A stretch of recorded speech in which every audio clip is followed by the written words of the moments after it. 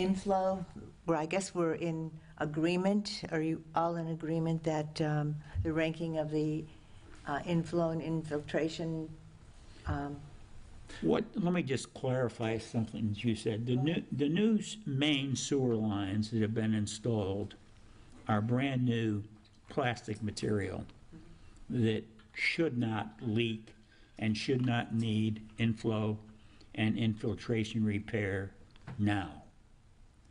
That's why we put them in for that purpose. This inflow and infiltration was to go and check and realign with a plastic material those pipes that aren't in the main line on Gulf Boulevard and possibly Passageway Way, because that's where the water is coming into the system, leaking through holes in the pipes and cracks, and this rehab program solves that problem. And it's important because in a storm like we just experienced, there's a tremendous amount of water that can get in to the sewer system, the sanitary sewer system, if this project is not completed, because the groundwater level rises so much and it infiltrates and it causes an overflow, can cause an overflow in the sewer system, from my experience. Yes, sir. I consider them two different things. I consider the I&I a program where we make repairs to the system from infiltration, as you mentioned, and the sewer line televising is how we find out where the problems are. Yes. Okay. So is this, so it was more than, it's an ongoing effect? Yeah. Yeah. Okay, I was just... It's, some of this has been completed, and we've dealt with some of the traffic problems they create when they do it. But it's apparently an ongoing program that, in my opinion, needs to be continued. Okay. I agree. I believe this is foundational for the city. Sewer, water, and electric is, and I agree that it should. I agree as well, but if televising is part of making this project successful, we've ranked televising pretty low on the priorities. And if these have a synergistic effect, I think they both deserve to be funded, and maybe we want to address it in that way. Okay. Televising is, where is it ranked on? I'm looking. 19. Okay. I think if Mike Clark were here, he could clear it up, but I think these are two different programs. Televising is part of one, the inflow and infiltration, possibly. And then the cleaning goes along with that. When they discover the issues, then they have the funding to go ahead and clean them. And that's why I probably didn't rank it either, because I thought they went together. And then, again, I was of the opinion that the I&I was a process that we were doing, was a one-shot deal where we would check everything out, and then we would line the pipes with this plastic. And that it was not something that was ongoing, but I guess... Madam Chair, if I might, you are very wise as a board to address this, both Colonel for the suggestion about the synergies, but as a wily old veteran in Pinellas County, in 2 of my 4 cities were beach communities, given the age of what's underground here and the need for it to be functioning properly, that is the appropriate at top 5, if not top 1 priority in my mind. So I think it's very wise for both of what you're considering to do, keeping that top and bumping up the televising. Because I believe Mike told us at our meeting that theoretically you're supposed to televise the lines every 5 to 7 years.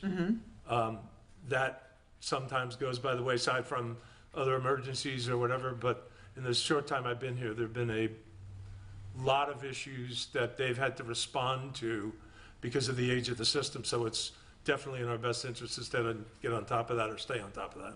Okay, so we can merge those two together then. Should we just cut and paste number 19? Can we cut and paste number 19 and move it up to number 2? Yes, sir. I'll take care of it. Good. Okay, All right. Agreed. In favor? in favor, Aye. yes. Okay, the next one is the seawall improvements. No, Fire Station Oh, 22. the Fire Station 22. That was another one that I had a question because the amount, I have to go back to, but the amount, initially, the new amount is $1 million more than what we were, and that was only last year. Do you recall that, Jack? I can remember, I don't attend, but I watch all the city commission meetings, and there was a discussion at one point by Ward Frislowski, who's very familiar with Fire Station 22 and what was planned to be done, and his comments were that the figure that was originally in the budget was lower than the project was actually going to cost. Okay, So I think that explains the additional money. okay. And then part of the fire station was to, the improvement or construction was to be funded by a grant. I don't have my, Didn't the state provide a grant for us? we have to apply for it again, I think. I'm just going from memory because Yeah. I can't find I my, have to, oh, here we go. Here we go. Let's see.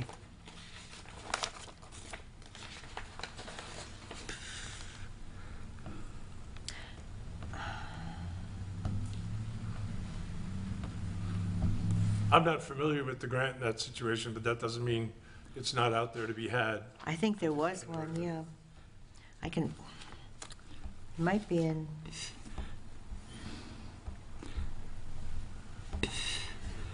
It's page, Since Senator Hooper is an ex-firefighter, maybe we Page can get 23. a state appropriation. page 23. Well, that's what I was wondering. I think I recall talking with Representative Linda Cheney, and she had put in for a state grant for us on that.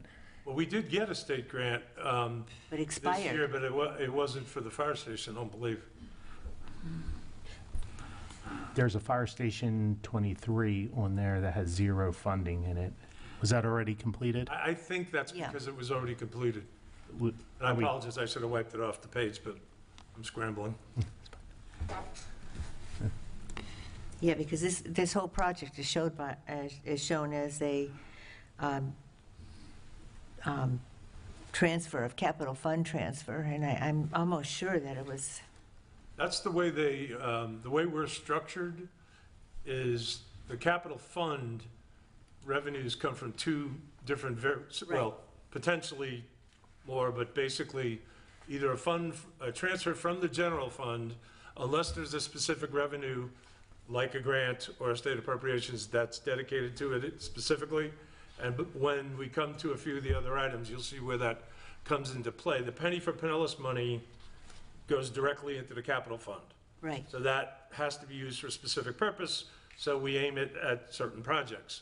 There's also a side, call it an infrastructure improvement fund from the Penny 4 agreement that was in the news not too long ago for a different reason, that we get significant funds from and continue to, that would go directly towards the Gulf Boulevard Undergrounding Project. I know we'll talk about that. So the actual funding, that's the norm, Madam Chair. The norm is if there isn't a specific revenue pointed to the fund for that project, the funding comes from the general fund in the form of a transfer. Okay, because last year, of course, the project was $4 million. And then I think we talked about it and we thought we were like $2 million short. And in that case, the resources for the project, we were looking at $850,000 from Penny for Pinellas.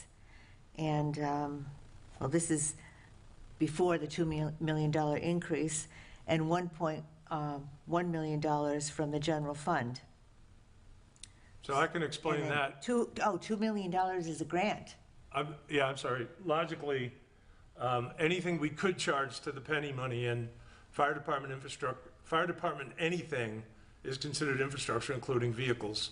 So if we can use penny money to make a purchase, we do. So my guess is, even though I didn't create that document, the 850 was based on how much we had left to use that we could take out of the penny money before tapping the general fund or a grant for the remainder. Yeah, because we were looking, if we're looking for a grant, because maybe the timeline for the grant that we were applying for is gone, and we were looking for a $2 million grant for the fire station. So how should we approach this? We can do an approval, but, you know, money is pretty tight now.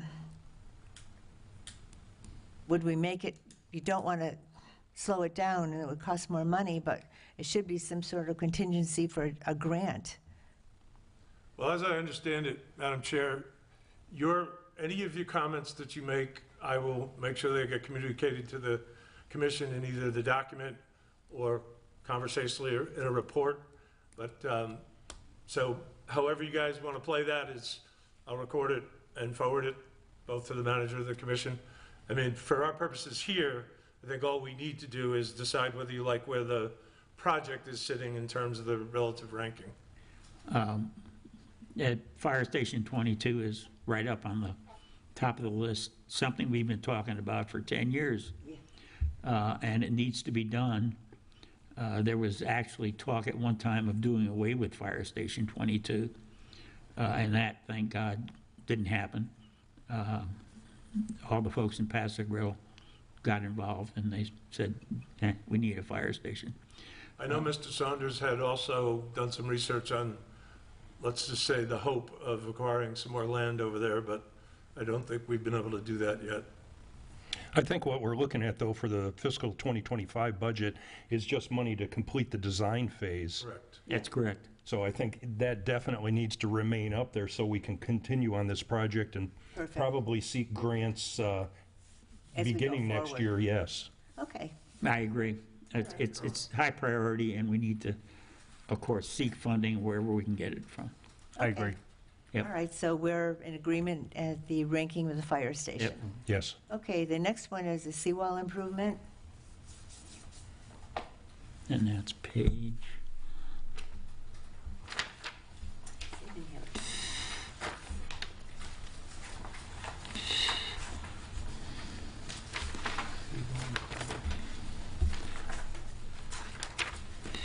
So it's 1, 2, 3, 4, 5. It's going to be page 14. okay, 17, 14.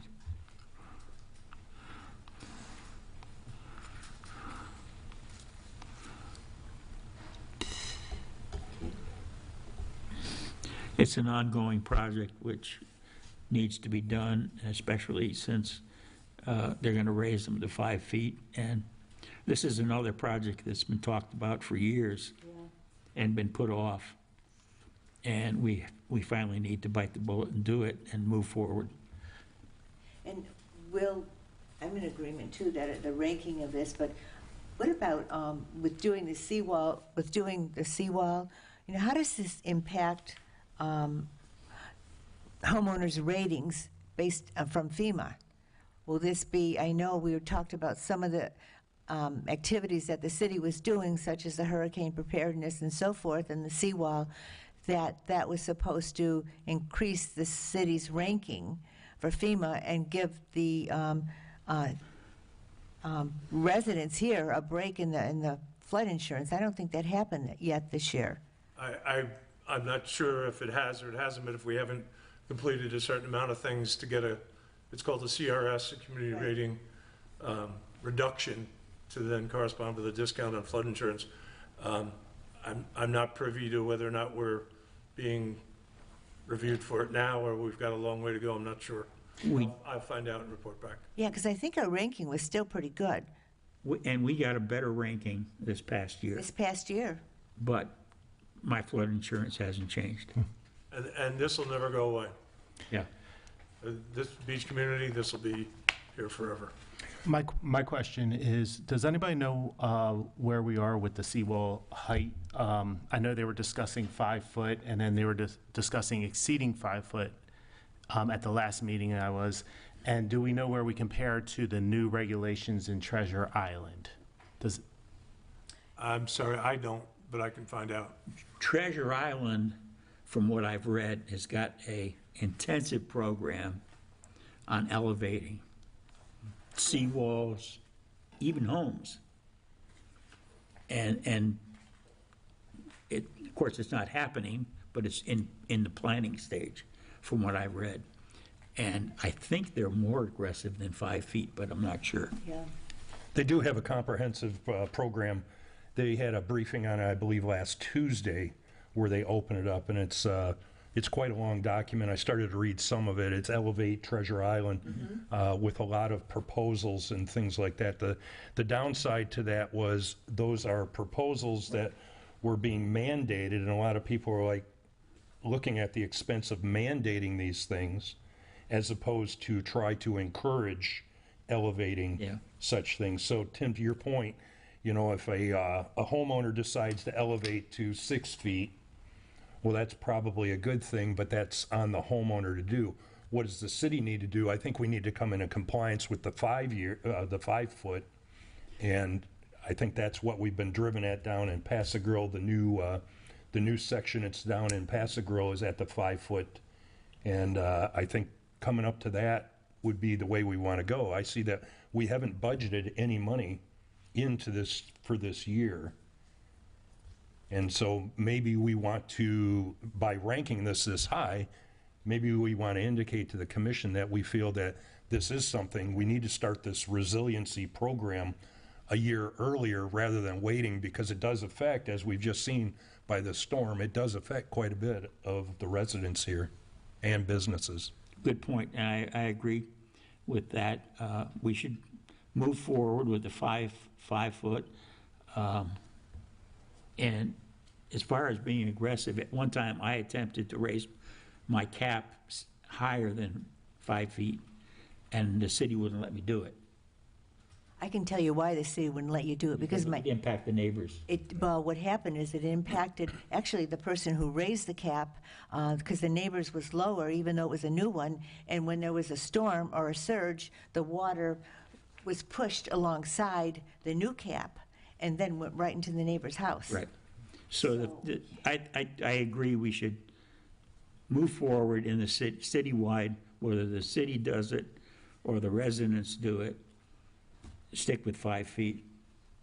Is this 5 feet in backfill, or is it 5 feet and you have a basically tub there once the water recedes? Yeah, I see what you're saying. Yeah. So are we backfilling this too? This is just, Tim, as I understand it, it's just raising the seawall. Okay.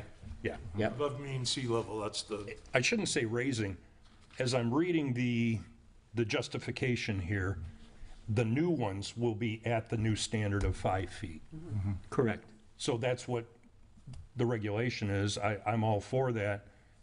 But again, we see no funding for this. Right. Is this something we want to indicate to the commission that we think that there needs to be some FY 2025 money placed in this and shifting that expenditure to the left so that we continue to do this? I agree. But the people who, it's the residents who are responsible for their own seawall.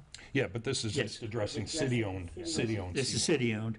And then as the residents take action, if they want to, they'd have to go to 5 feet. Colonel, if I might, the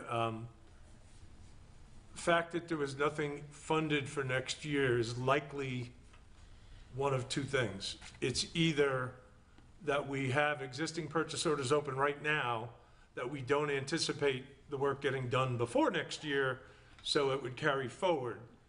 And in some cases, it's deciding to walk away from the priority commitment, but the other reason would be resources.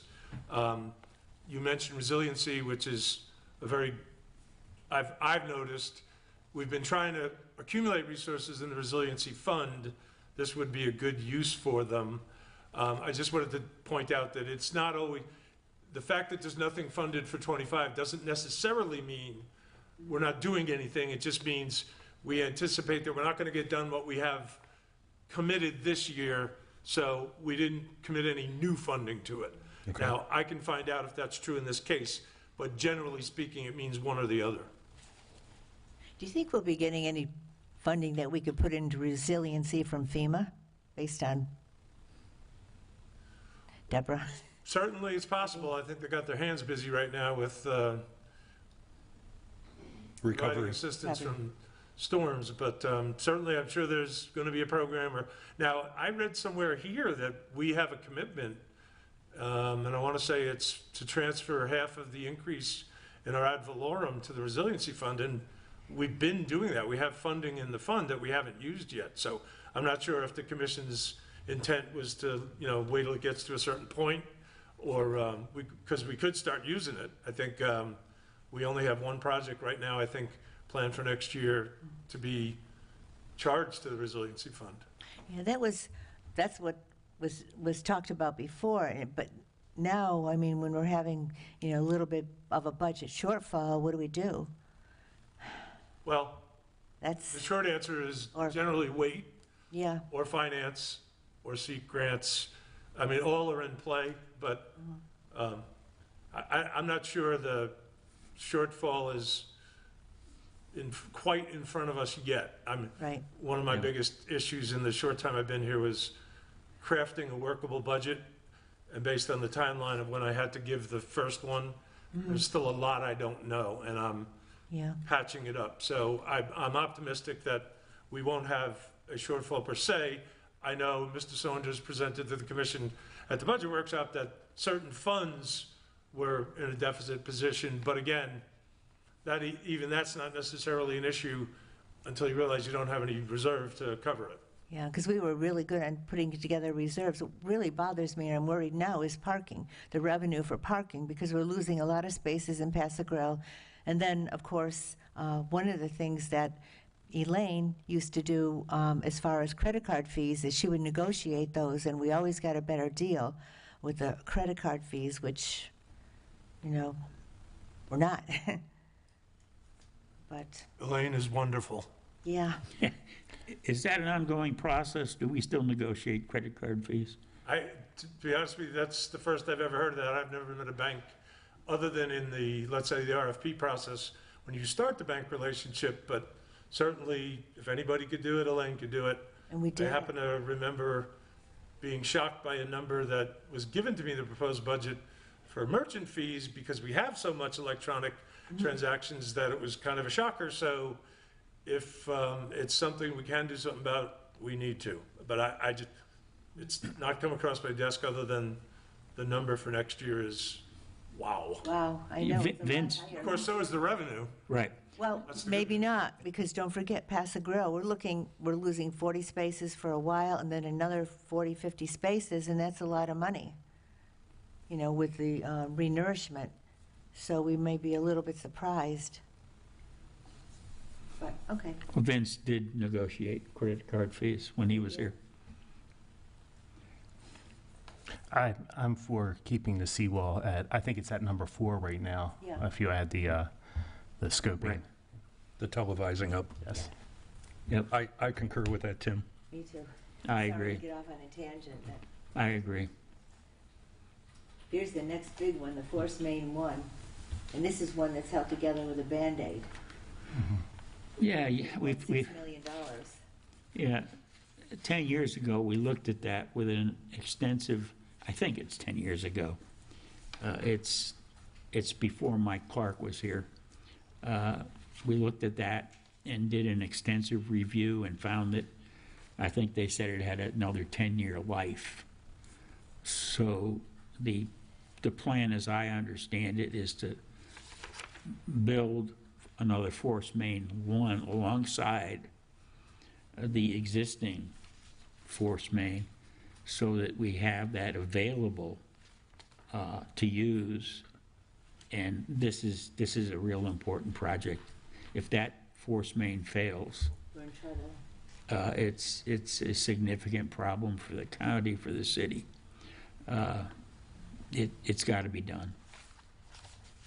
And again, it's a project that's been talked about for probably 15 years. And we need to move forward on Force Main 1. I propose that we keep that at that priority then. I agree. Yep. Agreed. Watershed Management Master Plan Development. This is where is this? Rand Park docks, student walk surface, Baskerville seawall.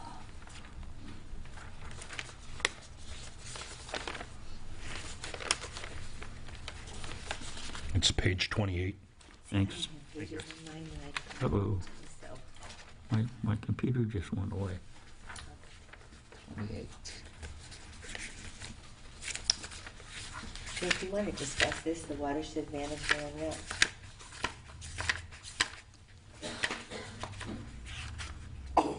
Bless you.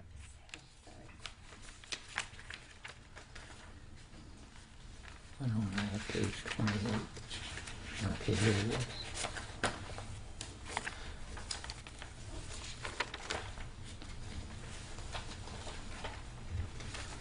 As far as the way I rank this, one of the things that I noticed when I went to the community meetings is this is the number 2 priority next to the seawall.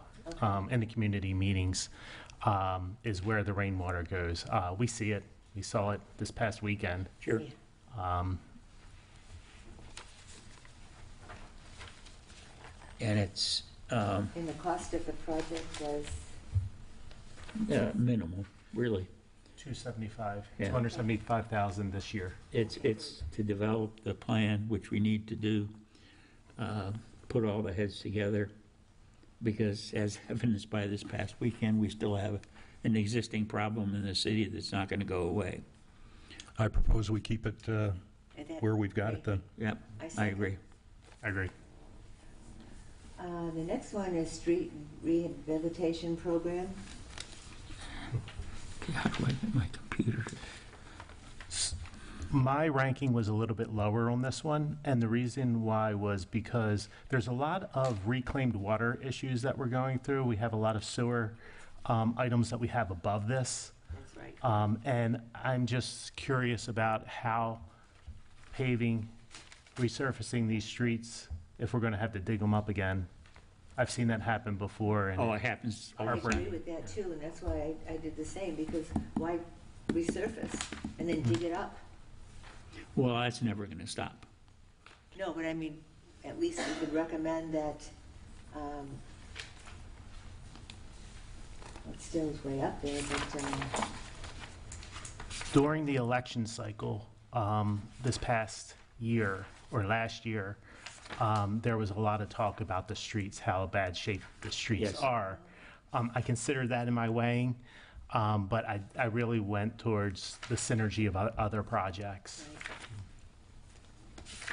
And I do understand the residents' frustration with the streets. You know, to me, driving around the city, the frustration is not so much the street rehabilitation program, it's a lack of repairing damage and potholes. That it's consistent and it goes on forever.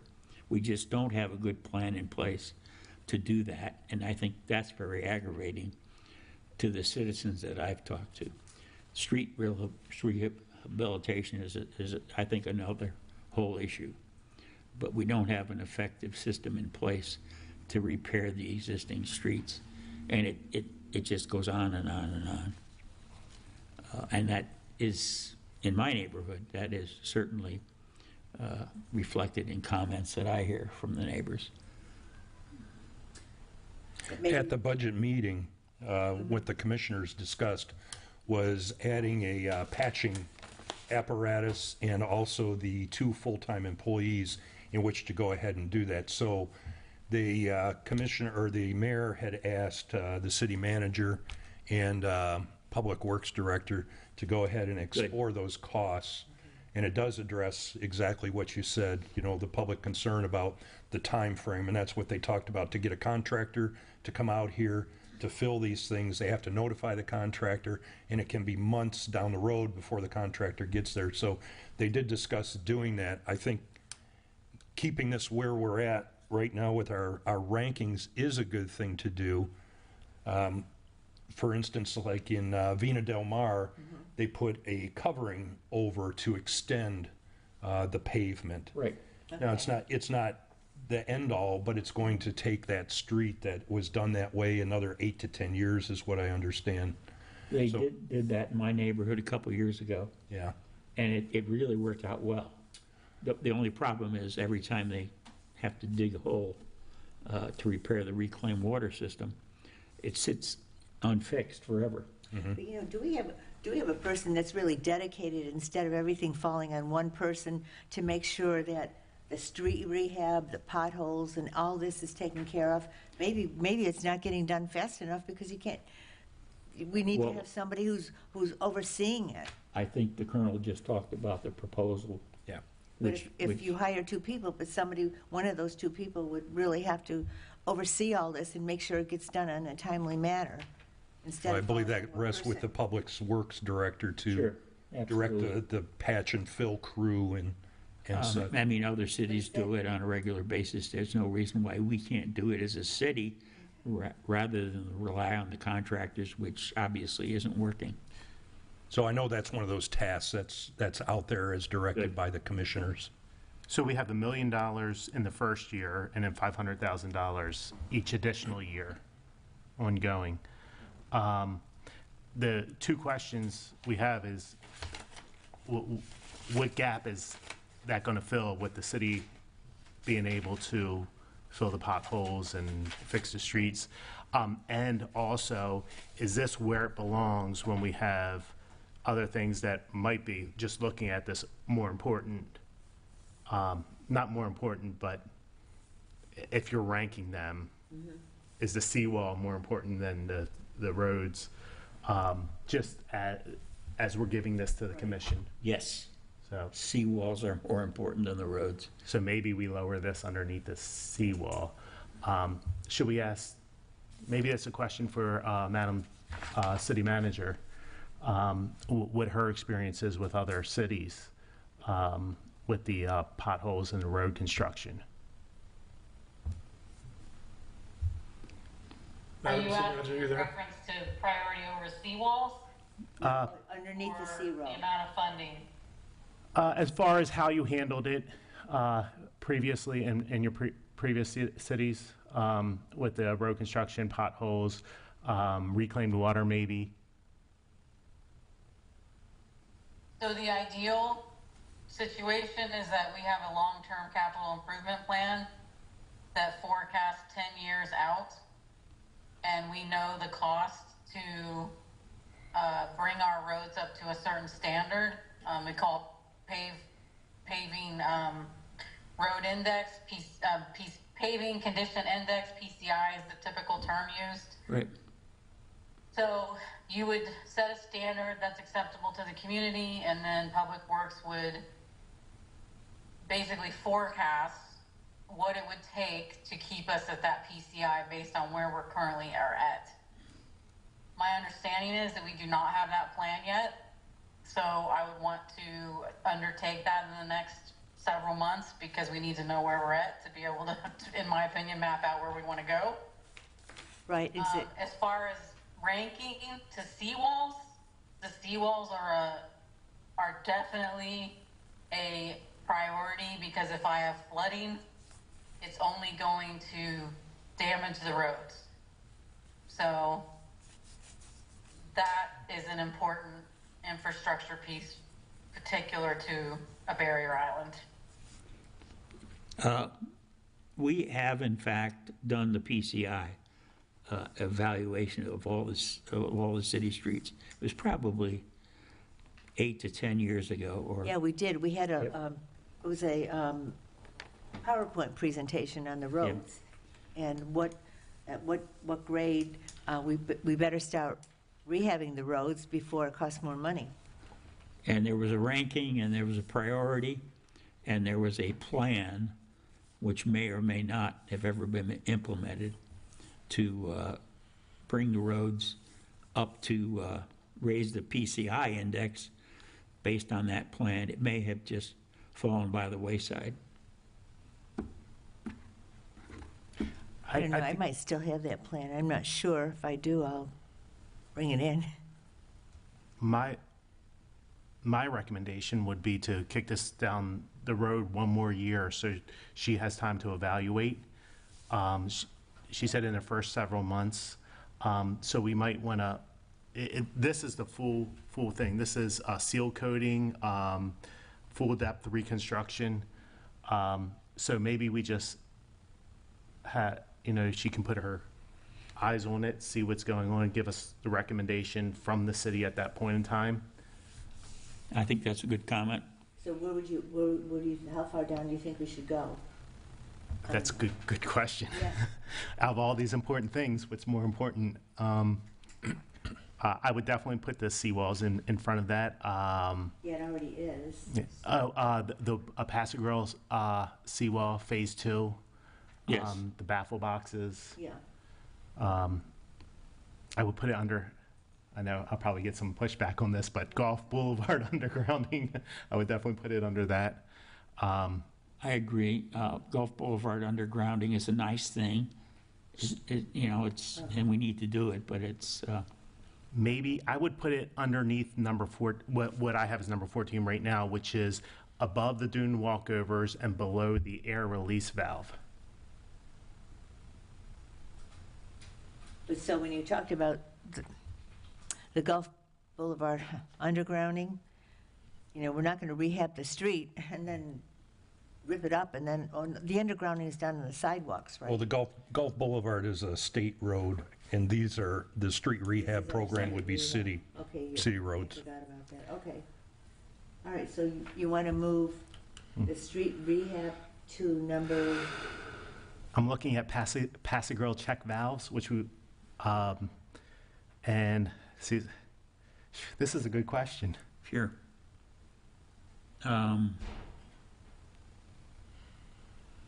Well, something else to remember, though, is every year that you delay your rehab, you're going to have to do more. It's going to cost us more money in order to do that. As the, you get a pothole and it gets run over time after time after time, it gets bigger. If you look at the alleyways and such like that, the same kind of thing happens when they're not properly graded. They decline quicker, and it becomes more expensive to grade them and then to lay something else down. well, why don't we just leave it where it is? And, because it depends on the funding, and then move on, and, because it is an important project to do, and just leave it as number 6. I agree with that. I have no problem with that. And Go ahead. wait on the city manager's evaluation of the existing programs we have in place. So we leave it in place. We leave it in place, and then, We know it needs to be done. should we switch 2025 with 2026? 500,000, that way she'll have 6 months, 7 months to figure something, then we can get started on, and so the $1 million would be half this year and half next year? So you're saying, Change your recommendation for FY '25 to 500,000. Move the 1 million over to FY 2026. So we're delaying it 6 months. You're And, still providing funding, but just not to that level. and I just want the new, we hired a city manager because they're really good at their job, and I want them to be able to evaluate it. I'd be for that. Yeah, that's fine. I agree. Al? What I would be, at least throwing this to the city manager as the amount of funding goes to the proposed budget. In this case, she decides what we recommend to the commission. We will communicate your wishes, certainly, but ultimately the budget is the city manager's. So I would suggest that we certainly communicate anything you want to recommend, but that to me would be her call, Yeah. Okay. which is not it's part of what you're saying. I'm just saying, as I understood it, you're here to rank where we are in the terms of the projects.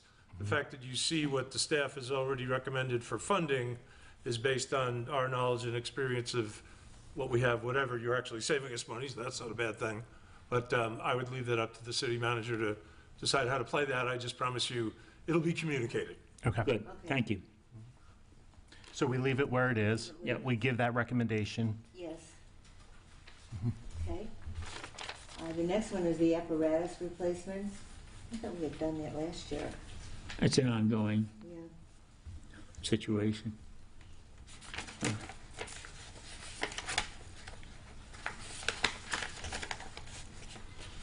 Any questions on or concerns about this?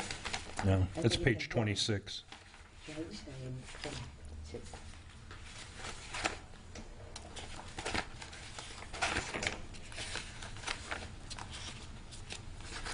Are we in Oh, yeah. agreement to leave the apparatus replacements where it is? I agree to leave it there. I agree. It's important, we need to do it, absolutely. Okay, and the next one is the seawall in Paso Grill. I'm in favor of keeping that there. Yes. Yeah, me too. I am as well. We've already got phase 1 completed, might as well finish the project. Concurred. You get me on this one. And the Bell Vista baffle box? That's right up there, too. Needs to be done. Yeah. I had some questions about that one, but I- I guess it needs to be done. One thing that I do feel is, why would Don Cesar baffle boxes not be right next to Bell Vista baffle boxes? It's a good point. It should be. Yep. Go up. I don't know if there's a reason behind that. Well, just our individual weightings of the different projects. I mean, they're both right up there. We talk about how effective the baffle boxes are that we put in. May I recommend then that, we're looking at the synergy of these programs. If we have one contract to do both of them, maybe we save a little bit there based on quantity that we're purchasing, and the Public Works Director is able to go ahead and schedule those things so that it's a continuous until the project is complete. Rather than separating them out, I would propose that we move that priority up there. All the baffle boxes together. Sure. I see your point. It tends to be kind of sectional, so mobilization might be cheaper, as the Colonel points out, to do a section at a time. I think, as the crow flies, they are close. But the Don Cesar neighborhoods, Maritania, and that area, I think was what he was aiming at for this project. He was separate. We actually asked that at the meeting, why aren't you just throwing it all into one? But I think the practical part of it is it takes them separate processes to do certain sections at a time. And I'm not sure there was any magic to the distinction for how he did it, other than he has to kind of grow a neighborhood at a time. Well, I'm all for going the neighborhood at a time, Al. What I'm saying, though, is that, maybe there's a scale of economy there. If we're going to buy 12 boxes, we get a discount by buying 18 boxes, and we marry the programs up one after the other. They can complete the Don Cesar or the Bell Vista as seen fit, but we join the priority up there together so that we are taking another step Yeah. on resiliency. Move 16 to number 10 Yeah, I agree. or 11, put it after the Bell Vista baffle box. Okay, so it's the board's pleasure to leave it at number 10, to put both of the baffle box projects together. If you're identifying them separately, fine, as long as they're right there together. Yes. Yes. Yes. Okay, thank you.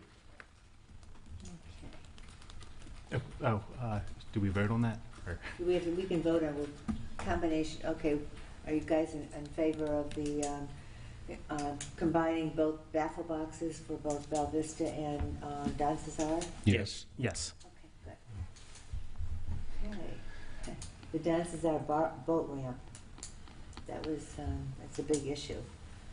It's a big political issue. It's a hot potato. Everybody's got their opinions.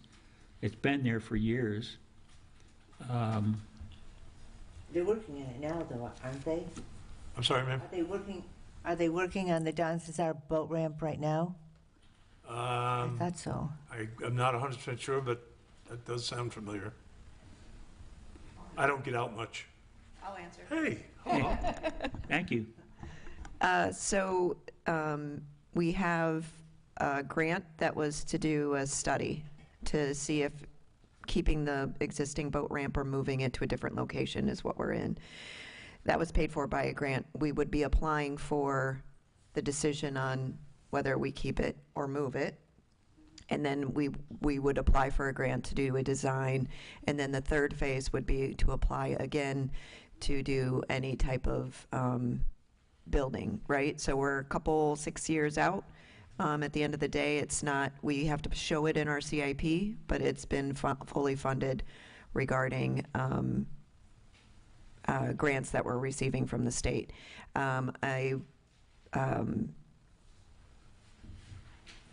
With that said, there's possibility of, if we're talking 5, 6 years out, of doing something with the seawalls in that area right now. And as you saw in the last 5 days, it completely floods. So I don't know that we need to wait for a grant to do anything, but that's a whole separate side discussion. But in our CIP, we have to show it in order to receive the grant funding.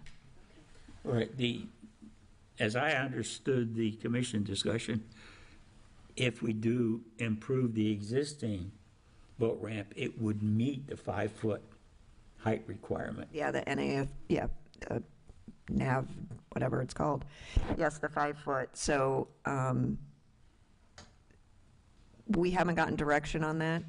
And as I said, I'm thinking we're looking at least 5 years if we're relying on grants to get this project done. So if we want to do something in that 5 years to the existing boat ramp, I think it has to be a thoughtful discussion. We have funding. We have funding to stay out of the political side of it. I think because we have the funding and we have to show it, I think it's ranked appropriately. I agree. Yeah, Yeah, it's a big issue. it is, and it's part of the flooding issue that needs to be resolved. Yeah, I agree. It is, and here's the way that I'm looking at that also, and the property owners, you know, the seawall decay along with the individual property owners, they have to do their part as well, but the city should lead the effort and say, yes, we're going to do our part to help relieve the flooding in the Don Cesar Place neighborhood. I think that's essential that the city leads. Yeah, we have to work together. Yes. I agree. I agree. So we're all in agreement to leave the Don Cesar boat ramp. Where it is. Stay right there. behind you. Well, it may be 11 or 12, but it's right, it's where it belongs. Yes. Uh-huh. Thanks, Jennifer. Thanks, Jennifer. How about the Thank you, Jennifer. Gulf Boulevard undergrounding, phase 2? Question. We had money, I remember, again, this is an old project, that it was supposed to be all paid for. We would pay up front, and then we would receive the grants, and that would cover all of Gulf Boulevard. And now it looks like we're $9 million short. You want to take this? Yeah, tell us what the current status is, I have an opinion. Jennifer. That's a good pass, Al. I have a couple questions. My other question is, why was undergrounding done in other areas? Did we have to pay for that? Duke was doing that as part of their process. Hardening. That wasn't something we paid for, correct? And they did a bunch of hardening, and they either undergrounded and hardened in certain areas Right. based on the grid. The undergrounding on Gulf Boulevard, we received penny for Pinellas in 2014. We didn't start the project in 2017. There was a hiccup on the firm that we decided to do the build. So it delayed the project. If we assessed that and worked with the county to continue that, we haven't applied, as Al can attest to, applied for reimbursement, and I think we have over $6 million and some that are available still from the county that we haven't applied for reimbursement since 2022. So we are not in a deficit. I don't know, because this is a 10-year project, what we were anticipating in 2014. Obviously, today, our cost is much more, so how we finish the project is still up for discussion, but we do have 6 point some. There's still more than $6 million available to us from the Penny 4 agreement. We've got one outstanding invoice and another one which we will issue at the end of this fiscal for about 3 of that. So we'll get 3 this year. There'll be 3.5 left in the agreement. everything that we spend beyond that, and I believe, Madam Chair, you mentioned this as to a question about the future spending, we have to spend whatever, A, we have to spend it first before it's reimbursed. B, there's 3.5 left and it has to be encumbered by the end of next year. So we still have plenty of money available to us, but whatever we don't get done before the end of next year will be on us to pay for. So we need to do it. So we need to really monitor it, but are we using the contractor to do this, who was suggested by Duke Energy, or are we using a different contractor? Are we using the same contractor we had initially thought we would, or are we using somebody else? We had to change who was doing the construction because it was determined that they did the design, and you can't design and be the builder under Florida law. So that's where the hiccup came for a couple, 18 months, 2 years, what stalled the project as we tried to sift through that. So we've worked, and Duke identified some of the issues with some of the previous contractors that didn't include easements and things that they couldn't work with, so. So it looks like we could be $3.5 million short that we have to come out of our own pockets. I can't hear you, Madam Chair. It looks like we're short $3.5 million out of our own pockets. Well, we're not necessarily No. short, it just depends on how quickly we can get it done. You're reacting to the form, which says we still have 9 million to spend. If that proves to be true, then yes, potentially there's some of it we'd end up paying for ourselves. But there's still over $6 million available to us for reimbursement, and we will get 3 of it by the end of this year. Then I propose we go ahead and Keep the this- ranking. We need Yeah. to, this here. Yeah, because we want to make sure we get it done so we can get the money. we need to Yeah. move forward with the Agreed. project. Delays are Money's going to be available expensive. to us. We have till the end of the fiscal 2025 year to get it back to us. Okay. Let's get it all. Let's get it done. all. Leave it where it is. It's important. Okay, we're all in favor of that one. Yes. Definitely. Don Cesar. What is this? Outfall improvements, phase 2. So that's towards the bottom. Looks like.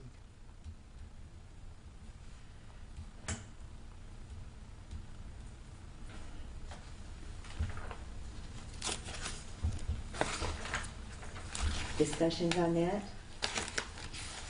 Let me find it.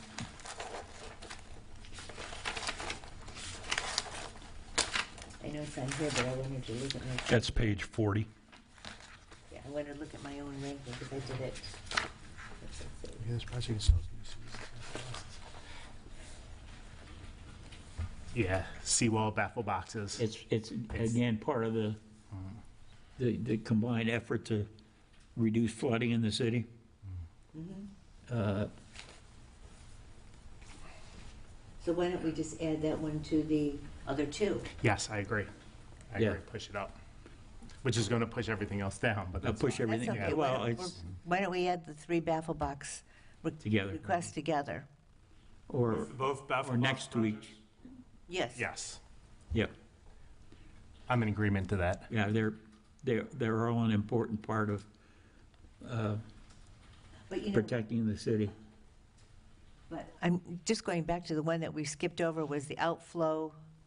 That's not the same as the baffle box, the outflow improvements. Is that part of the baffle box too? I don't think. Yes, it It is. is? There is. Okay, because then there's then there's the other baffle box underneath. So is that a redundancy? Am I making sense? Oh, the Don Cesar baffle box? Yeah. We moved that one up. Right, but then you, Yeah. okay, Then move this one up. the outflow Under that. improvements, okay. And the same with the storm drainage improvements? That can stay right there. It's, Yeah, I agree. Okay. And the air release valve yep, goes right along with Right it. along with Yeah. it. absolutely important. Air release valve we put off for a long time. Okay, Dune walkovers. I considered this a safety for both residents and employees. I ranked that high because Yeah, it has been, okay. yeah. I And agree with that, Tim, and also, you know, when the public comes out to use the beach, They if have to they're have a- traveling across the Right. dunes, it disturbs the dunes, so And they, needs to be done. if they don't have a good walkover, they may not come back. Right, Oh, I think, But yeah, but they'll ruin the dunes. right. Yeah. So I agree with leaving that there. Yeah. And we're down to pass-a-grill valves. The check valves. And the check valves too, again, that's,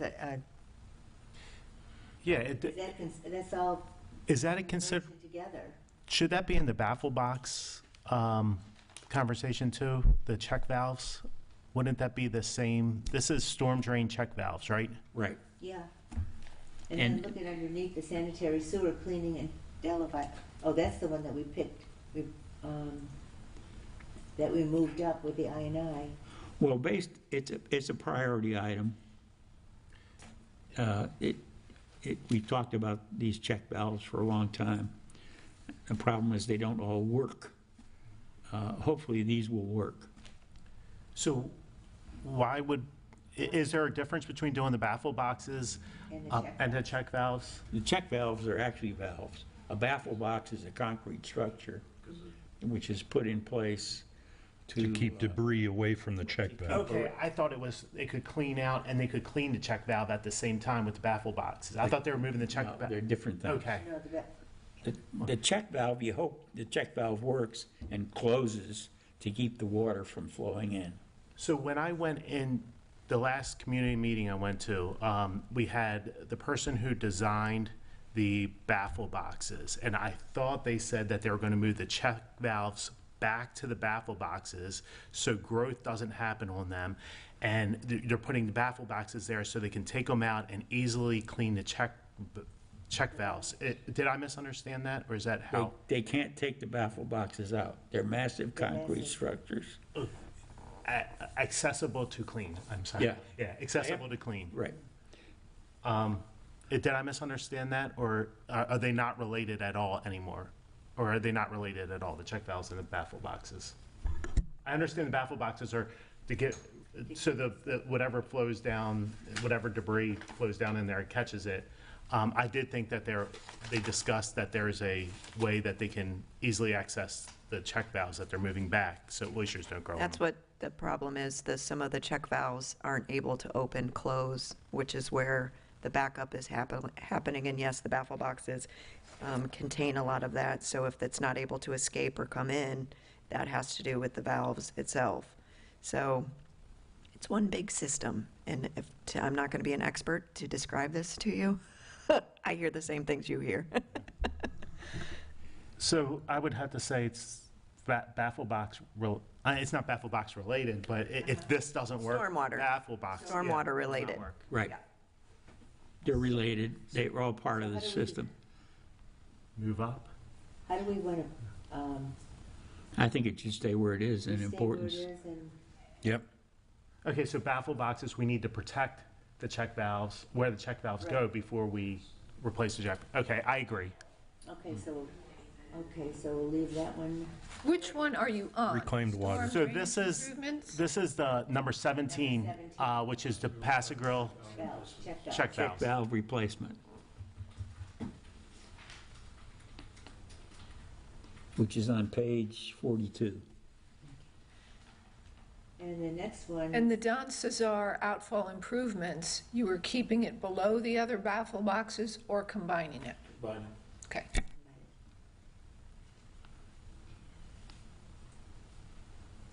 And they'll be separate projects, but they'll be together in the range. Together, yeah. Right underneath it.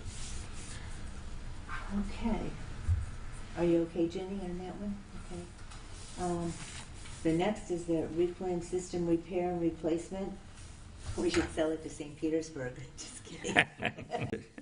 No. that's on page 35. Yeah. Your thoughts? Well, it's a project It's that's a project. ongoing, and it needs to be done because the city is spending money every year repairing it, and we need to get it fixed. So it works. Especially too, you know, if we're gonna do some rehab, we don't wanna do the streets and then all of a sudden dig them Well- up to do the reclaimed water pipes. Yeah, That's exactly what happens. this one, just like the dune walkovers, I felt there was a kind of an error in the weighted system on it because it's not resident safety, it's not employee safety, yeah.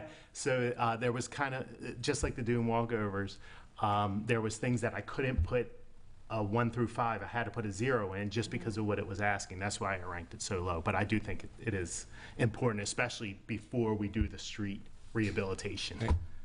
And if you look at some of the, a lot of the street repairs, it's due to these, the reclaimed system bursting. Yep. On a daily basis. Yep. So then we're in agreement that we keep the reclaimed water system repair at the That word is, county road. Where it is. Yes. because it's not 18, but Yeah. where it is in the ranked order.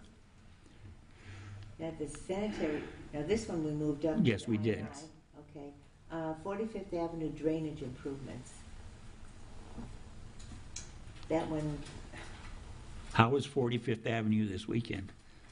wasn't here, but it's always a mess. It was flooded. 44th was really flooded. 42nd, it's always flooded.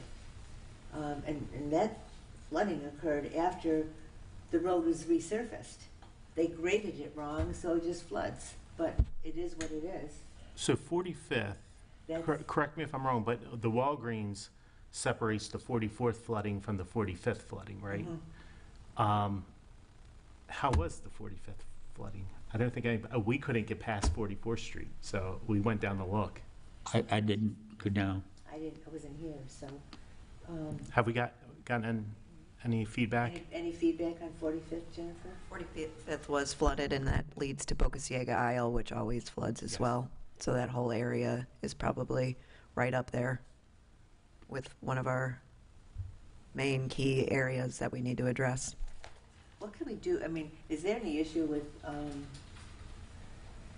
people helping out to clear up some of those drains?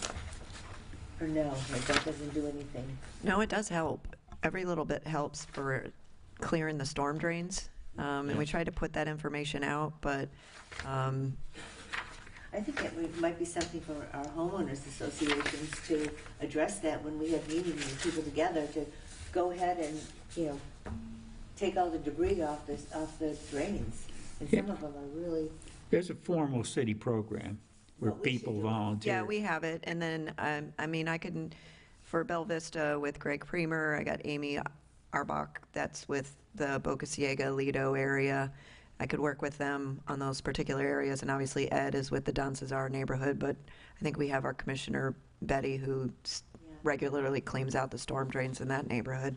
But we should do it. We don't have to be a volunteer. If you live by one, just clean it up. And we talked about that before. I mean, Thomas going down and we don't have one in front of our house, but he'll go and clean out everybody else's. I have a general comment about this. In the years past, the city owned their own street sweeper and swept the streets properly once a week. Every Tuesday they came through my neighborhood, and they didn't go down the streets at 30 miles an hour the way the existing contracted street sweepers do. They actually clean the debris from the gutters, which accumulates in the sewers. We had a much cleaner city gutter system back then because we were cleaning the streets properly. They just push it to the gutters. Now, that was done away with, and they literally just fly around the city now. If, I believe we've got 2 new stormwater positions that are being proposed in the new budget. Is that correct, Al? So some of that can be addressed with the additional well, staffing. it would also include, if we go back to what we used to do, a piece of equipment. But the city used to do a great job with their own street sweeper as far as cleaning up debris, which ends up in the sewers, in the grates. And that the current yeah. street sweeping contract, they often push debris to the center of the street. They're going so fast. And I've gotten comments from businesses in Pass-a-Grille that having the street sweeper come at 8 o'clock in the morning when there's cars already parked in Oh, the it's street is difficult. got to be, It needs to be really early, yeah. absolutely. So there's a couple things to address with that I think is on the radar, for sure. And we have talked about buying our own equipment for it. And what the Public Works Director indicated to me, that they go down a lot. They're expensive to maintain. Not to say that we don't need them. I think we can do smaller ones where we can at least get into parking lots and some of our city facilities where you see it along the curb cuts. That we've been discussing for a while. So I think the first step is, if the two positions get approved, to kind of see if they can kind of curtail that, and then if equipment needs to be put into the following year's budget, then that could be assessed with the additional staff. What happens if we look for a better contractor? Well, I believe that contract is going out to bid, so Maybe then we wouldn't have to purchase that expensive it equipment. depends on how we write the bid and what we're looking specifically for. So I believe our procurement manager is working on that right now, and we'll see what we get back. Yeah, I agree. So this has no effect on 2025 budget. Goes from 2026 throughout. I think it's important. Yeah.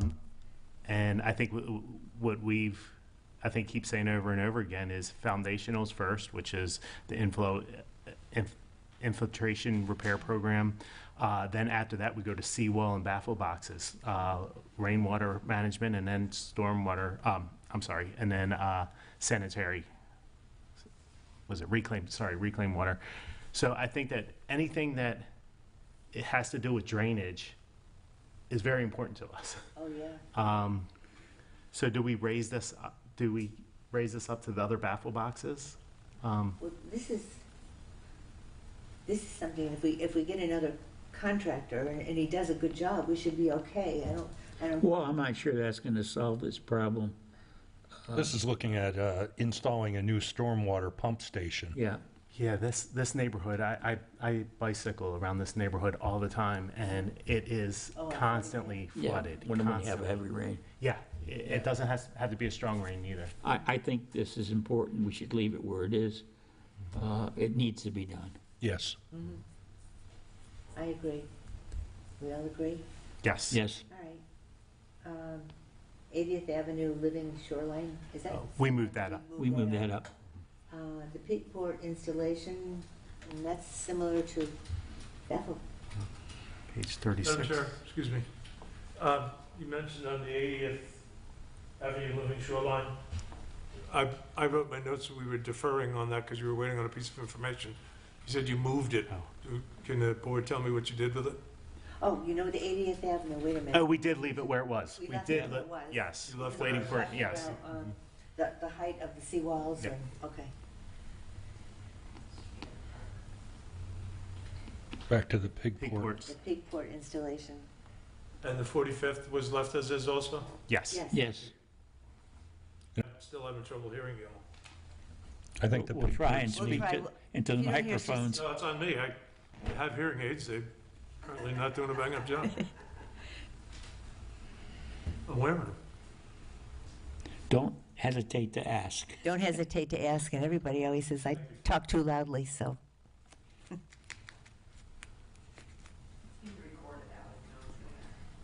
So the pig port, Now, the pig port installation, I forgot what, so that is a maintenance item. Yes, it is. And it is to avoid future expenses For the sewers. for the sewers, yes.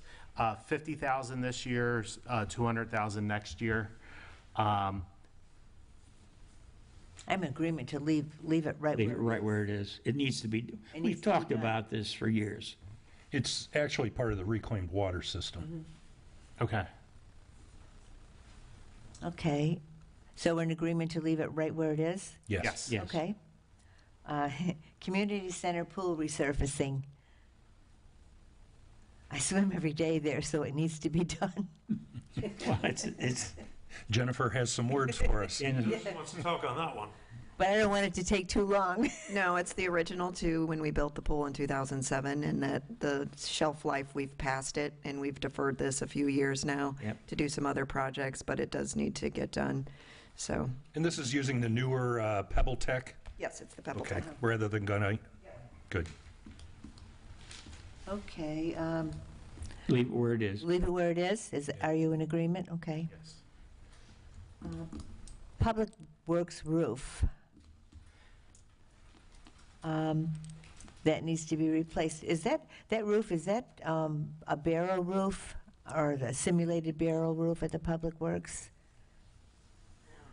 I believe it's a flat one, Why did I Thank think it was I think it's flat. but it leaks. Water destroys everything. yeah, Yeah, Needs to be done. needs to be done. so just leave it where it is? Yes. Yeah, that's fine. Playground equipment replacement? Becomes a safety issue if it's not maintained or it's falling apart, or since we live in a salt air environment, Jennifer can probably help us. Vital in preventing lawsuits, trust me. Correct, and so we haven't replaced playground equipment in over 20-some years. We started with McKinney. We identified through the Parks and Rec Board the playgrounds that need to be replaced and when, based on playground inspections. So for the next 3 years, we have Lazarillo, we have Vina, and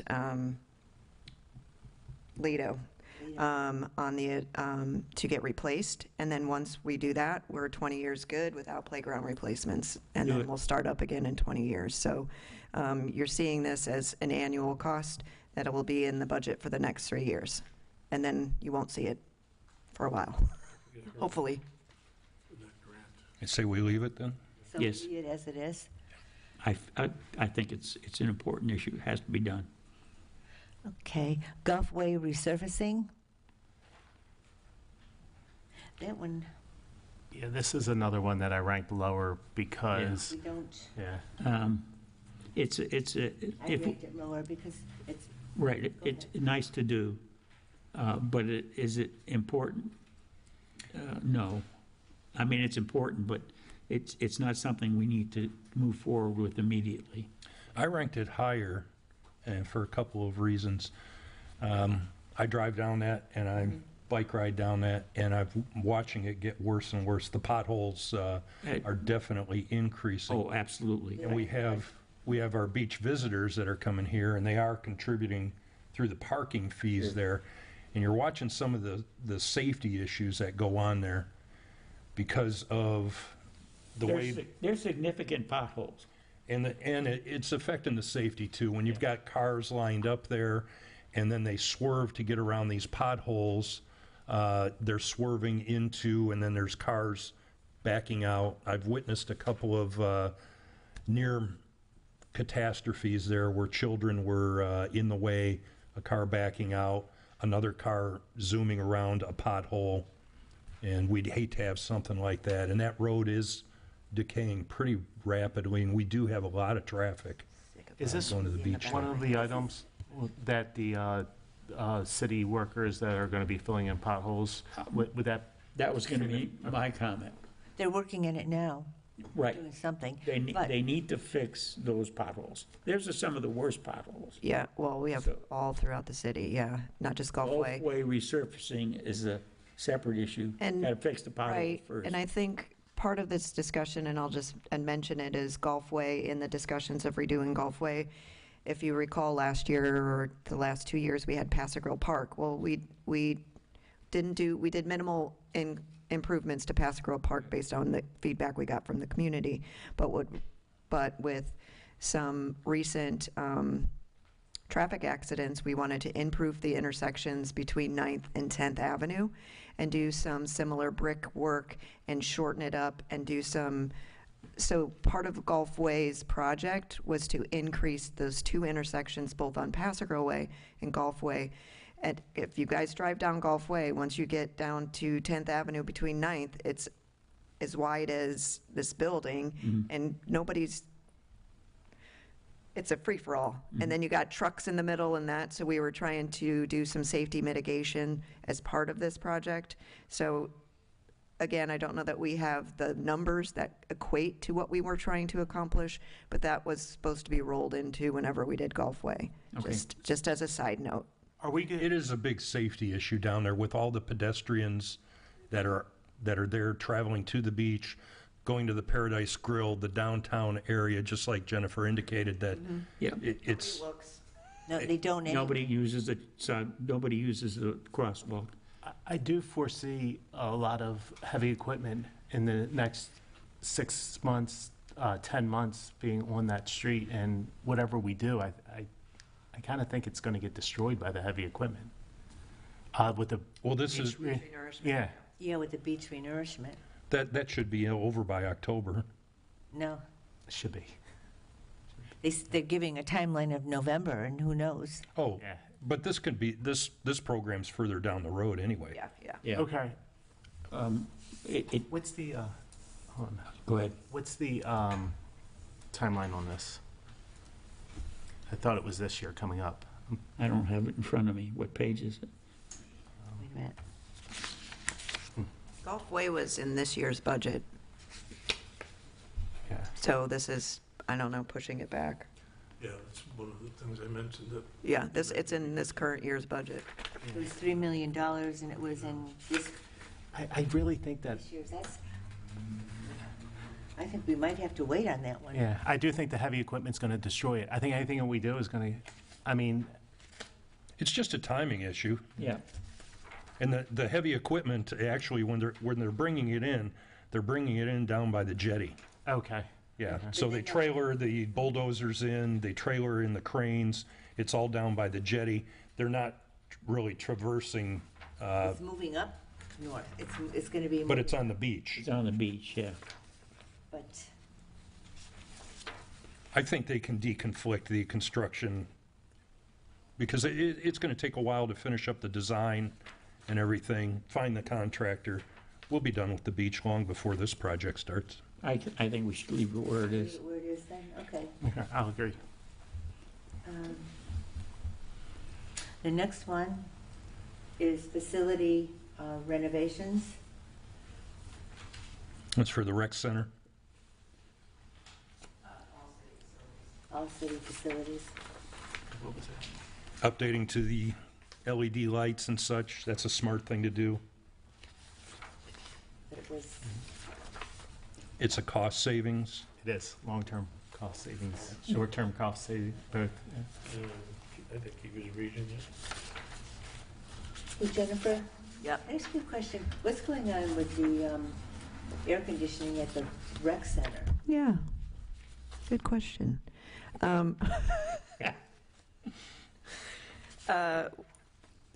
We are waiting, we ordered the replacements Good. back in April, and it's a shipping and supply issue. So some of the equipment we're getting here in the next couple weeks. Other equipment for the ballroom will come in October, November timeframe. And then we have 3 separate air handler units, right? So it's a different time frame, but everything should be replaced by the end of this year. We also need to replace, we just are in the process, if you live in Paso Grill, Warren Webster should be complete and up and running just in time for our special elections next week. So we've had air conditioning issues there. Suntan's air conditioning is out that we're currently trying to address. So in Florida, air conditioning is an issue. It is. But our facilities are not immune to those problems. So we have temporary units in both Suntan and the community center now just to get us through these hot months. But they are ordered and on their way. So the facility renovations is on page 32, And the total cost is 810,000. 800. That's fiscal 26 and 27. No, I have the facility, okay. But here, Elevator replacements will save money too. Generators are much more efficient now than they were. So I think we reduced this since, because we have money in this year's budget to get the elevator done now. Okay. So we're putting out a bid for elevators for the fire department and for the community center. And if anybody uses the community center, you know those elevators are down quite a bit. So I think we are eliminating that 175,000. why don't the firemen just use the pole? Yeah, It has sure. to- the I've seen them do it. I like watching that. I'm not going to do it. I've done it. My father was a firefighter. I've done it. And say we leave that there? Leave that Yes. one there. Yeah. Okay. City Hall, okay, that's, She just- HVAC, that's City Hall, HVAC. Where we are right now. where we are right now. Yeah, it's the original HVAC system. Yeah. Are we running on R17 here, or does the old coolant or 123A? Anybody know? Okay, so 123. So the old coolant, and this says that I thought it said I don't know which page it's on, that we have the old coolant in there. One of the issues, and we should still upgrade, is we have to understand that the old coolant is more efficient than the new coolant. The 123A, you need to use a lot more energy for that to cool down the system. So we will have higher utility costs, but it's worth it because the EPA won't let us use the R17 anymore, and any new system is going to have the 123A in it.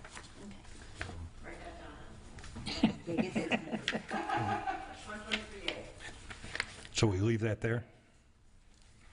Yeah, it would leave it there. Yeah. Like she said, HVAC is the most important thing in Florida. That's commercial, right? Yes. The guy that, we go to St. John's in Warren, he has a huge commercial air conditioning business in Tampa, like 200 and some odd people. So it's big, and you figure out all this stuff from him. Yep. Okay, Egan Park improvements. It's on page 31. So this year, we budgeted just over 700,000 for this project. We're doing a design with an engineering firm, just so we have numbers so we can forecast this in the future and plan to see what we do. In original concept, it was pickleball courts, adding parking. Currently, we're taking down the big fields fence, is being done now, and then we're sodding the infield, so it's a green space. If you remember, some of you that have been on the board, the discussion with partnering with St. John's to do a soccer field, this was the pivot to move it to Egan Park and have the green space, so we could do something with the soccer or just open green space. But then in the process, we had a design concept that was done that had pickleball, refencing the little league field to be meet the standards, and possibly removing or taking the tennis courts and making them face north-south rather than east-west, so you're not always playing in the sun, and then converting that into basketball. Now, with that being said, I don't know what we're going to be doing, but we're at least going to get a design so we address stormwater, we address what we can and cannot do, and then it could be something like it's going to cost us X amount of dollars to do this. I know people want the pickleball courts, and that might be the only thing we end up doing there. That's for later discussion. You know, right now I have a concept plan. okay. Comments? Status is okay with me where it is. I concur. Okay, I we'll can- leave it where it is. Yes. The alleyway maintenance program. And Jennifer, wasn't there some sort of shells or whatever that was supposed to be good for the alleyways? I mean, this is a while back. Mike has a great project based on the CBs from World War II. Yeah, the alleyways, with Historic Preservation Board, we want to maintain shell alleyways for the historical purposes.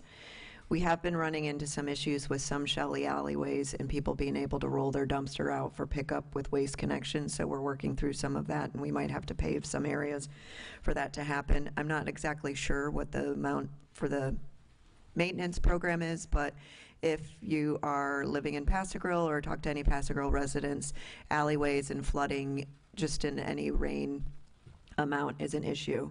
So it's just really keeping up with the shell, keeping up with any kind of curbing, making sure we have the right trees so things aren't getting clogged into the stormwater. So I'm not exactly, I can't speak to what's on that sheet, but that's what I know about the shell alleyways. It kind of goes along with that road PCI, again, we're maintaining a surface, but Right. this is a surface that allows for drainage too. And so if it's properly maintained, we get the benefit of that. Yeah. Graded and properly shelled, we get the benefit. And I agree with what Jennifer said. If there are certain areas that need to be paved to bring out waste, the residents' waste and things like that, it's worth investing in that so that we maintain the alley condition, we maintain the pervious surface so that the water can drain. Can drain, I think, perfect. Trim the trees to allow the trucks to go down and, Yeah. right. But don't we have to do that, though? You as a homeowner has to make sure that the trees are trimmed. Some of them are on our right away. Yeah. Okay. Leave it there. Leave it there. The Boca Ciega rehab and the Gulf Winds rehab, are both of those, I mean, there's pros and cons, and it's the people who live in that area aren't sure what they want to have done. And I think maybe we should just defer that, because at first there was a talk about 10-foot sidewalks. And I know that talking to people over there, they said, there's not even any kids, we don't want 10-foot sidewalks. Right. And then the purpose too is to narrow the road so vehicles won't go through, but, we have to have an alternate route for Gulf Boulevard. When the traffic gets real heavy or when there's emergency issues, we have to be able to get around through there. So I think narrowing that isn't the answer. No, both those projects, Commission kicked back for a redesign. I've been here 12 years. I believe we've been talking about Gulf Winds for 12 years. Oh, yes. So something needs to happen with Gulf Winds, for sure. I would raise that priority That's above a Boca safety Ciega. Yeah, Gulf Winds. I've heard Gulf Winds for 12 years and what we were doing with that. So I mean, I'd people like are to see just, something done. there's a ton of houses for sale on Gulf Winds. I don't know why. Well, if you live here, that's where you cut through so you don't go on Gulf Boulevard, right? Boca Ciega is more for traffic for the school and those that live on there, so. I would propose swapping those. But the money-wise, we're looking at a lot of money. It was, at one time, it was going to be $2 million, and now, who knows?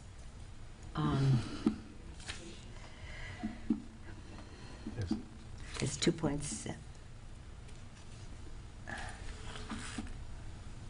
It's up to you. Any discussion?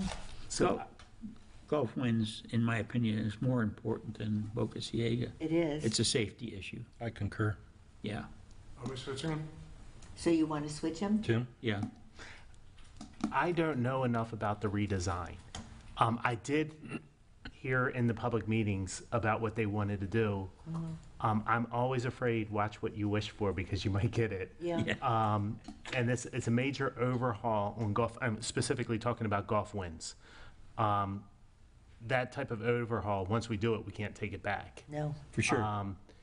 And I'm sure we've done all the studies that we need to do, all the traffic studies, all the consultant studies that we need to do. And so I'm just going to say, let's rank it above Boca Ciega, and I'm okay with it there. We know our priorities are in the top half of this, which is the seawall and the drainage. Yeah. This will be under that. Wasn't there something with brownfields in the Gulf Winds, Boca Ciega, and in that area too? I remember. Okay. So Gulf Winds gets bumped up above Boca Ciega. Thank you.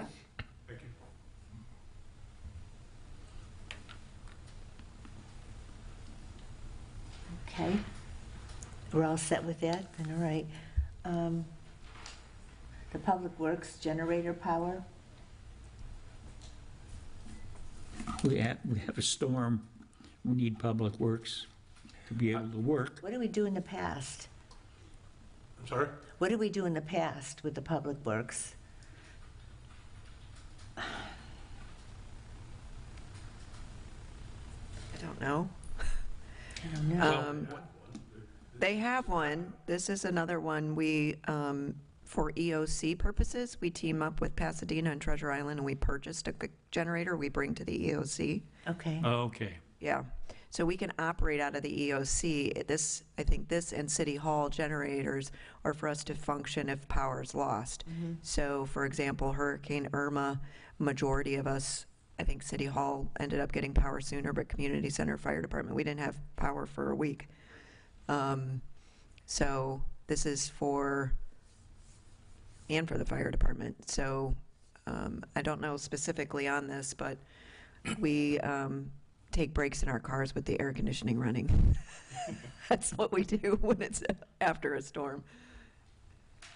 Here's the way I look at this. This is a resiliency, and this is getting back the city on its feet. Absolutely. For the public works to have power, they need to have the power in order to get everything out there to clean the infrastructure up. I rated it pretty significantly high. The problem that I had with it was the cost. When I did a simple search for a 50 kW generator, it cost $30,000. Now, let's say you have to build a concrete pad to elevate it. Sure. You have to have a fuel cell, a transfer switch, purchase the fuel, and then maintenance. I can't come up with anything over $100,000 to do that for a 50 kW generator. And that's an industrial diesel generator. I'm getting a 550 kilowatt generator, and it's costing me, I think, $1.3 million. That's to run a whole 250,000 square foot structure. Not your house. Not my house, no. Well, here's what I'm looking at is, you need public works to function for restoring the city. There is such things as load shedding. We don't need to air condition everything because people should be out performing the functions of recovering the city efforts. So I'm not looking at a generator that air conditions, a large public works building. Right. I'm looking at something that provides enough load shedding capability for them to perform emergency functions to restore the city. And that's why I look at $550,000 as a huge expense. money. This is multiple generators. Or I don't know enough about it. No, wait a minute. Yeah, we got to It's figure out. separate, wait. And here's what I'll say. As a committee, we sit up here, we only have the information, unless we have some expertise to come in and talk to us.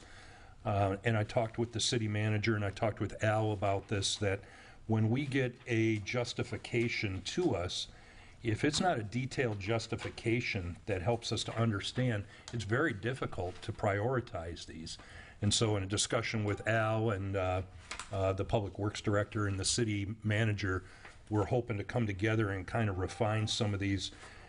I would look at something like this and automatically throw it out because the justification from what my individual research does and what they're asking for just didn't That's a align. lot of money, $550,000. I mean, So what I'm hearing is Public Works generator and City Hall generator, we should possibly look at the funding and see if that matches to what is needed. Yeah, we need to do Because it. then it's easier to prioritize. Because if it costs us $550 for both those generators as opposed to for one of them.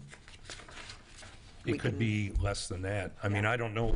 I don't know. Does this thing $1,000,001. need 50 kilowatts? Is that what it takes once load shedding? How often does City Hall lose power, and for how long? And then what is that expense ratio that we lose Right. when we're not able to do city work? Okay, And we can and get things with, like that. So the justification, I think, for us to prioritize and properly advise the commission, we don't have enough information on this. fair, okay, we can look into that. But I would definitely prioritize the ability for Public Works to get back up on its feet. And City Hall. well, I would put Public Works over Public City Works. Hall. I agree that in an emergency, we would need them to be the first people out there doing Yes, what they need to yeah. do. Is the EOC in City Hall?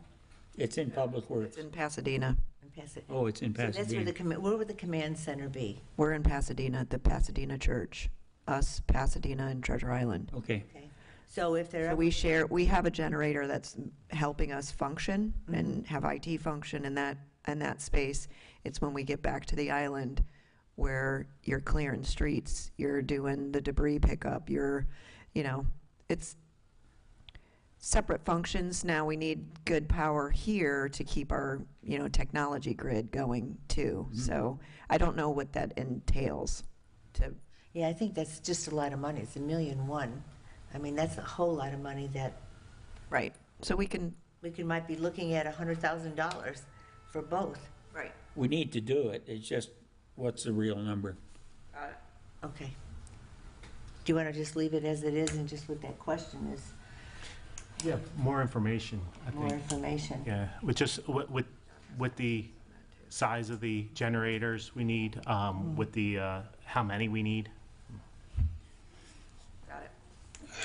I do know that if you have a multi-story structure and you put a generator on there, unless otherwise noted, that the generator has to power the elevators. So it probably has to be a little bit bigger just because of that. Mhm. But these are low-rise buildings. I mean, do you have to worry about that? Again, Tim, you bring up the great point, is the justification isn't detailed enough for us to make that decision. Right. So we need more information on this one. IT.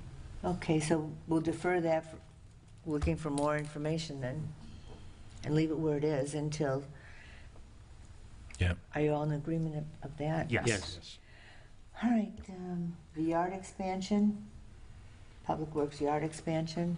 I think we skipped No, IT innovation. Oh, IT innovation. This is one where it didn't have much information, no specifics on it. And I do think IT is important going forward. There wasn't a lot of information. Nobody uses the phone anymore. Everybody uses their computers. I know that we have to make sure that we don't get hit with any of these ransomware things. So I do think IT is very important because we see what's going on with the blood bank. Well, we got hit with ransomware, the city. The city did. Oh, yeah. I have a lot to learn. Yep, Yeah, a it's- bad situation. Before I was here, Vince was here. Yeah. But I think it's properly ranked a little further down. Yeah, and it needs to be done. It's important, but it's not as important as seawalls. But it's, Well, I mean, given, but I think we had that last year where it was, Yeah, it was number 24 last year. We're looking at page 46. okay, So I agree. leave it right where it is, okay. Haran Park docks. We're Public Works Wait, building. Public Works, oh, Public Works Building. I'm not thinking about the docks. The Public Works expansion, I know they put already the, started that. they put the wall around the Public Works building, and they wanted, let's see.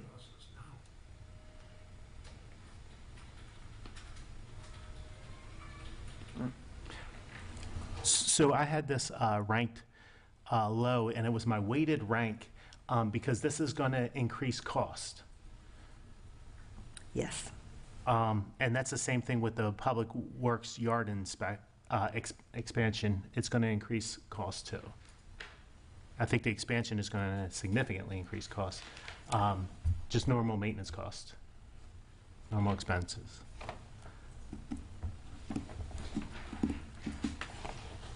Let me just, So what page, did we find the page yet? what page was that on? I'm looking for it myself. I said, okay.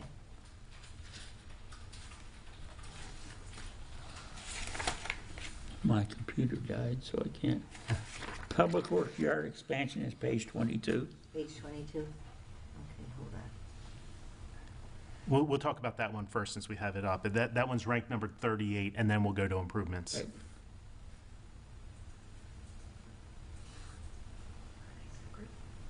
So expansion is continuation of project, year 2026, $325,000. Includes stormwater evaluation and vehicle wash down station for undercarriage. So it's going to increase the life of the vehicles, but it's going to also come with a cost Normal maintenance costs. Well, I think it's properly ranked then, right Yeah. down there Yeah, near the leave it bottom. down. Yeah, So that's second to last. Yeah. that's fine. What about building improvements? I think they would definitely rank above the yard expansion, so I would propose leaving that there. Leave that right Yeah. there. And that leaves us with the last item, the dock, The the docks. docks to nowhere. So docks, we the talked docks is about- good and appropriate, but this is put in the CIP because of the east end of Quarry development. Right. If you remember, we were going to have our park and we were going to Yes. connect the Yeah. two and do a blue Yes. trails. So it's properly ranked. We have to have it in there with knowing that we're not proceeding with stuff until there is some type of movement. But this allows us to apply for a state grant Okay. to include our blue trails to connect the two parks, to have people be able to, and blue trails are waterway trails instead of bike trails, right? We don't really have like what other communities have with bike trails and connecting it, which gives you bigger points. So it's in our CIP with the hopes that we can eventually do something Cool. and apply for a grant to pay for it. Yeah, that's why I didn't rank it. I remember the Absolutely. long, drawn-out. So it wins number Discussion. 39. Yeah. Yeah. Okay. Okay, so we've gone through all the CIP. This way we did things seems to work out pretty well. Thank you. You have to ask you. for public comment. Any public comment on the CIP projects? Okay. And we voted on the ranking of the projects already, so do we need to re-vote and say, well, we want to keep them as we voted on initially? Keep them as we, Yeah, keep them as we originally, ranked them. I think we're good. Okay. Now, our next discussion item is the CAFR.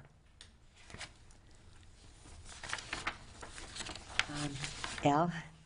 Well, Madam Chair, that is the annual audit report for fiscal '23. Some of you, or most of you may have heard that we just put it in front of the commission officially in July, which was later than it normally would be. So I wanted you to have it. I'm certainly able to answer questions about whatever you'd like me to answer. It's long and involved.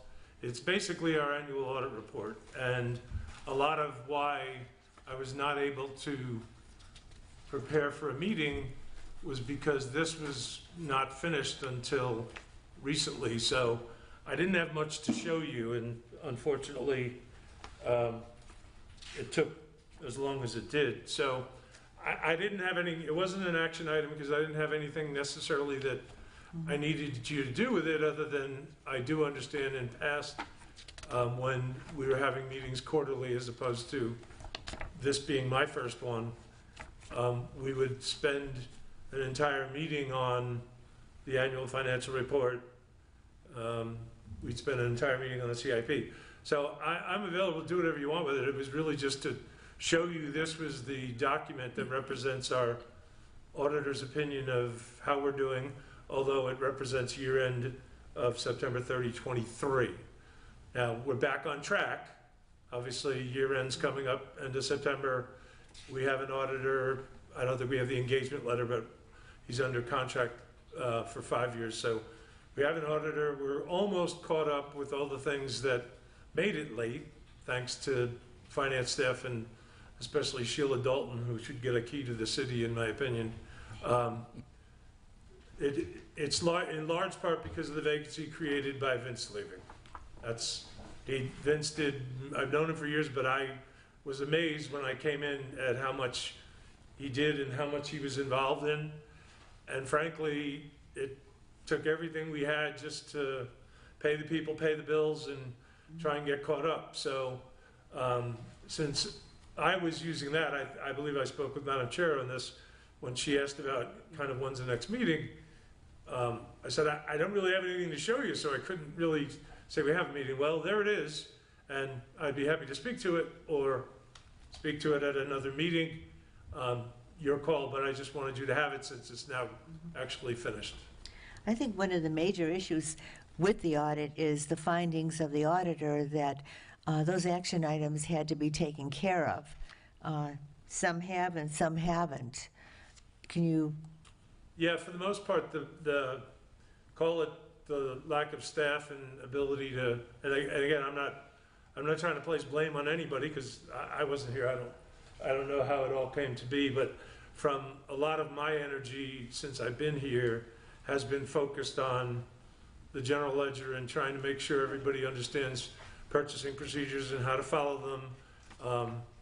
Remember, we're in the middle of a implementation still for a new ERP, an enterprise resource program planning system. So we've got a lot of training yet to do. We've got a lot of people that are new to it. A lot of people don't really understand procurement law. So it's still a work in progress, but we are laser focused on addressing those comments in the back of the ACFR, as Madam Chair pointed out, and they won't happen again. okay? Any other comments?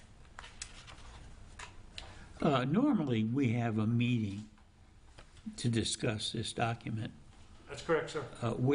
actually with the auditor. That's been done in the past, right? Yeah, And that wasn't done this year, so, I think because of yeah, all the because changes.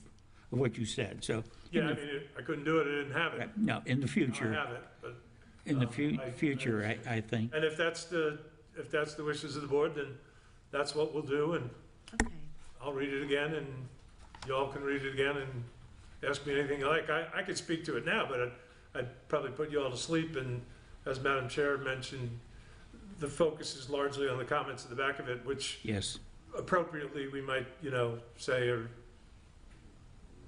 yeah, it is what it is, but when you go without the finance boss for the whole year and everybody else is scrambling, we're prioritizing in many ways, and that's where that extra person hopefully will help. I'm pitching, and I know you already support it, so thank you, but finance, especially from my instant observation from my years in the business, could use the help personnel-wise for sure. Al, I have a question.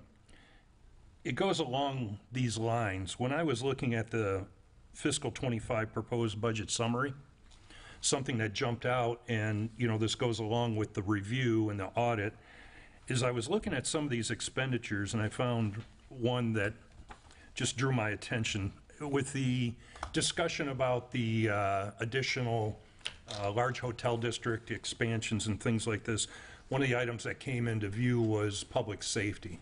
So I wanted to look at that budget item, and as I look at that budget item, and I'm looking at general fund expenditures by division, public safety, and I see that from 2023 to 2024, we had an increase of $1.4 million. And we hadn't seen that, in the previous years. We've had, looks like $500,000 increase, $400,000.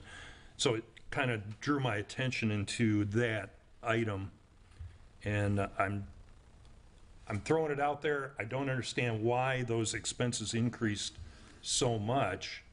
And maybe we need to really look at this with the chief and with the sheriff's department. I see the sheriff's department added $500,000, and maybe that was due to overtime and things like that. But that's something that it drew my attention. I'd like the commission to have their attention put on that, because it is that's a big increase that we haven't seen in the previous years. you know what we were doing when they had the Sunrunner? People were complaining that they were fearing for their safety, so we made sure that we had two sheriffs at the where the Sunrunner turns around. I don't think we need that now. And Colonel, I'm obviously, I'm not well prepared, but I can give you my experience on that. It is likely an increased patrol on the sheriff's side. It's a contract we pay and negotiate every year. Commission approves it. My personal experience in my 37 years, Pinellas County Sheriff's Office is the best bargain in the history of law enforcement. Nobody does it better.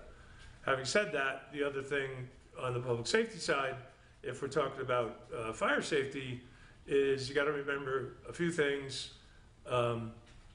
their collective bargaining is a huge cost escalator, and we have a great fire department. I've been very, very impressed with how they handle their jobs.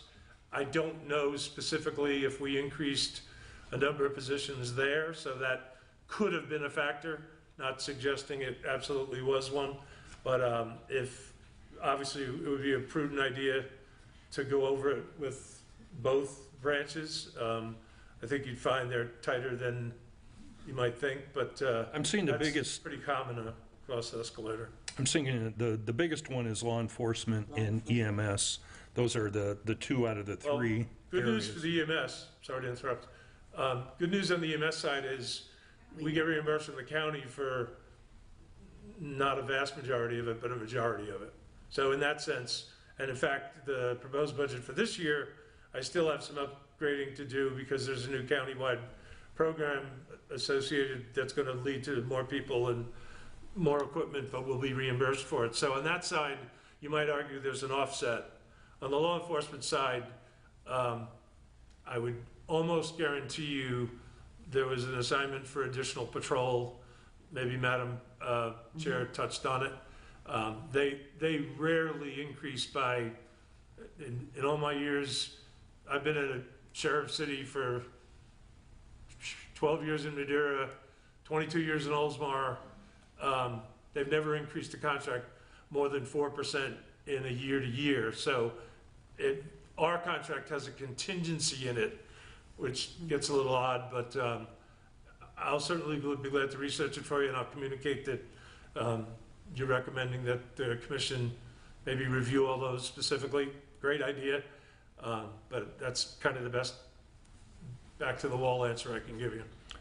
Thank you very much. Al, and with the committee's concurrence with this, I think we want the commission to understand that we've experienced this increase in both EMS and fire.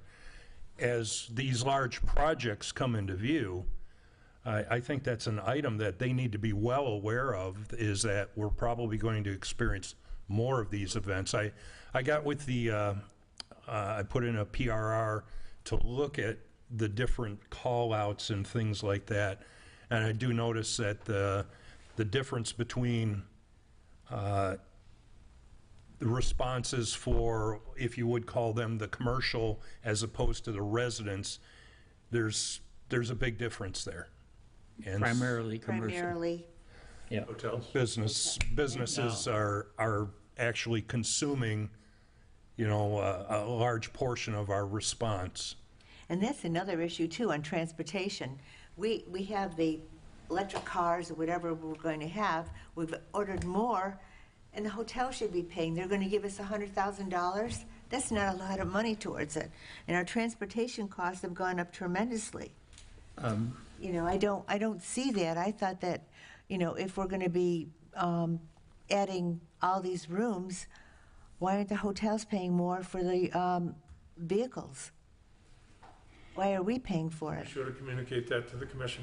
Well, I might just comment that in the normal course in the past years of the budgeting process, we would be involved in a budget meeting where we have the budget in front of us in May, Yeah, and then we sit down in a meeting here with all of the city department people here to answer and address all these issues. And that didn't happen this year, so that's why you're getting some of these comments now. Hopefully in the future, we'll go back to that process. We get involved in the budget when it becomes available, and we then have a meeting and make recommendations to the commission. And again, sorry that didn't happen this year. I know, and even on the millage too, the millage was reduced, okay? It saves you as a homeowner minuscule monies, okay? It saves the investors a lot of money. And any shortfall is going to be placed on our Pinellas County water bill for the stormwater and the wastewater. So be prepared for that. And there's going to be a shortfall. Well, not only that, they're raising the rates. But there still is Yes. the special assessments are going up. So Yes. it didn't, it would have been better to keep but they have to have a vote to put the millage back up to where it was before it was reduced last year. That's just an opinion of mine. So, anyway, any other comments? No, not on this. No. Oh, thank you for all your work on this. I appreciate what you did for us. I really do.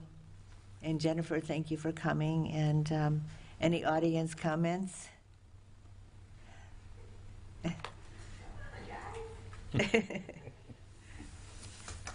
So,